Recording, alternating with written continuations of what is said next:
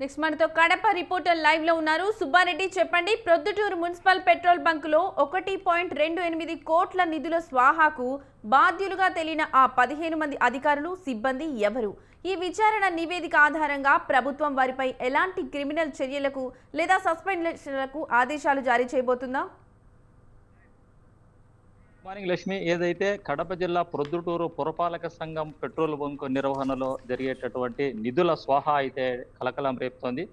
దాదాపు 1.28 కోట్ల రూపాయల నిధులు స్వాహా అయినట్లు ఏదైతే విచారణలో బట్టబయలైనటువంటి పరిస్థితి ఉంది. అయితే 2022లో రాష్ట్రంలో మొట్టమొదటిసారిగా ఒక పురపాలక సంఘం ఆధ్వర్యంలో ఈ యొక్క పెట్రోల్ బంక్ అనేటువంటిది ఏర్పాటు చేయడం జరిగింది.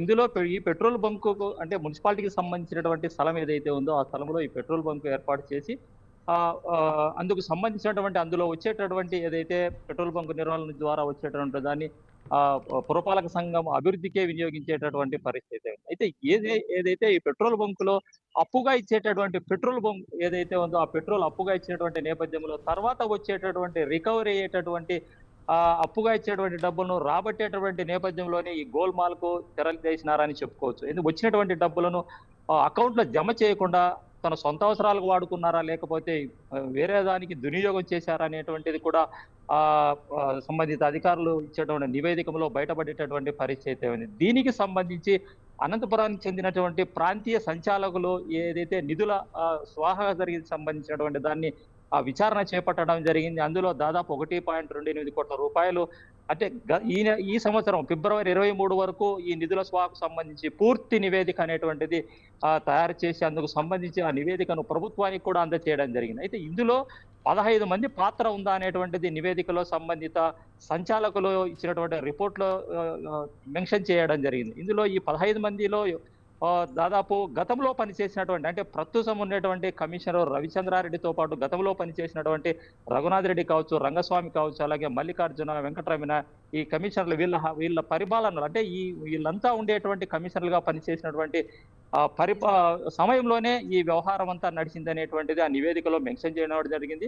అలాగే ఇందులో పురపాలికకు సంబంధించినటువంటి ఇంజనీర్ శ్రీనివాసులతో పాటు ఆడిట్ ఆఫీసర్లు, జూనియర్ అసిస్టెంట్ మొత్తం ఈ వ్యవహారం అంతా ఈ 15 మంది ఈ వ్యవహారంలో పాత్ర ఉంది అనేటువంటిది. అలాగే కమిషనర్లు ఈ వ్యవహారం నడిచేటటువంటి ఏదైతే స్వాహా చేసేటువంటి నిధులకు సంబంధించి కఠినంగా వ్యవహరించకపోవడము, చర్యలు తీసుకోకపోవడము, మీ పాత్ర కూడా ఉందా అనేటువంటి కోణంలోనే సంచాలకులు గారు ఇచ్చినటువంటి నివేదికలో, ప్రభుత్వానికి ఇచ్చినటువంటి నివేదికలో ఈ 15 మంది పేర్లు కూడా మెన్షన్ చేయడం జరిగింది. అలాగే ఈ 15 మందికి సంబంధించిన వాటికి చర్యలు తీసుకోవాలనేటువంటిది కూడా సంబంధిత నివేదికలో సిఫార్సు చేసినటువంటి పరిస్థితి. అయితే ఈ 1.28 కోట్లకు సంబంధించి ప్రస్తుతానికైతే దాదాపు 50 లక్షలు రికవరీ అయిందనేటువంటి అధికారులు చెప్తున్నారు.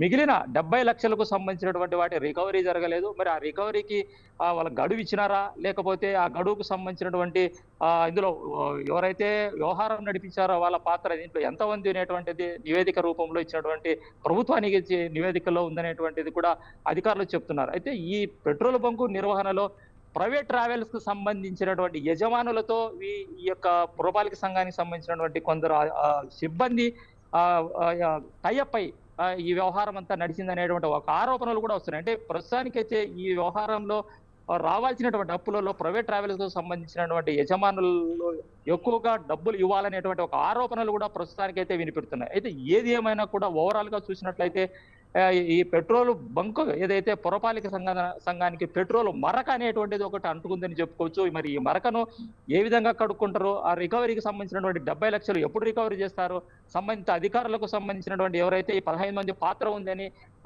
వీళ్ళపైన చర్యలు తీసుకోవాలని సిఫార్సు చేసినటువంటి వ్యవహారం ఎంతవరకు వస్తుంది అనేటువంటిది సంబంధిత ఉన్నతాధికారులు చెప్పాల్సినటువంటి అవసరం ఉంది. అయితే ఏదేమైనా కూడా పొద్దుటూరుకు సంబంధించినటువంటి పురపాలక సంఘం పెట్రోల్ బంకు నిర్వహణలో ఈ నిధుల స్వాహాకు సంబంధించినటువంటి దుమారం అనేటువంటిది అటు జిల్లా స్థాయిలో కావచ్చు, ప్రొద్దుటూరులో కావచ్చు ఒక చర్చనీయాంశంగా మారిందని చెప్పుకోవచ్చు. మరి ఆ సంబంధిత అధికారులకు నోటీసులు ఇచ్చారనేటువంటిది కూడా ఒక మనకు ప్రాథమికంగా వచ్చిన సమాచారం. ఏది ఏమైనా కూడా ఓవరాల్ గా చూసినట్లయితే ఈ కోట్ల రూపాయల నిధుల వ్యవహారం అనేటువంటిది ఒక చర్చనీయాంశం కావచ్చు, దుమారం లేపిందని చెప్పుకోవచ్చు Lakshmi. Right Subbareddy, thank you for the updates.